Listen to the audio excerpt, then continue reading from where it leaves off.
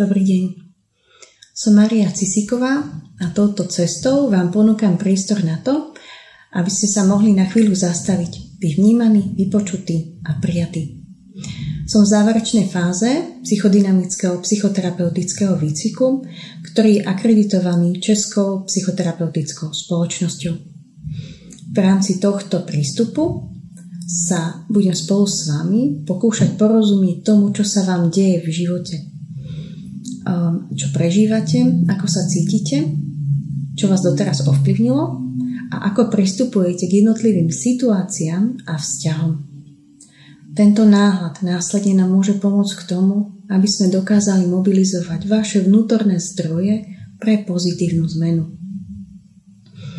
V rámci pomáhacích profesí pôsobím už 10 rokov ako sociálny pracovník a táto skúsenosť ma obohatila o poznatok, že bez ohľadu na to, čo sa nám v živote stane, je veľmi dôležité, ako k tej situácii pristúpime a čo s ňou spravíme.